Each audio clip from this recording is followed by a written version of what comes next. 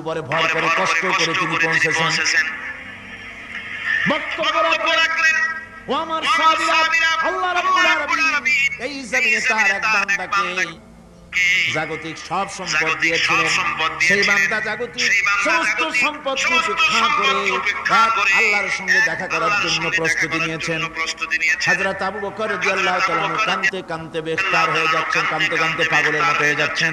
সাহাবীরা মনে চিন্তা করলেন, আবু বকর বুড়ো মানুষ, এত কাঁদলে কেন হুজুর? কার না কার কথা বললেন?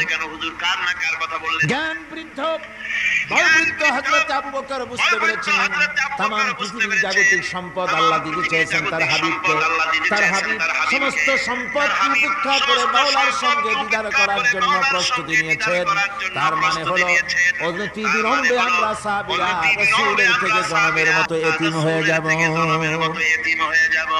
হুজুর বললেন, আজ থেকে মসজিদে নববীর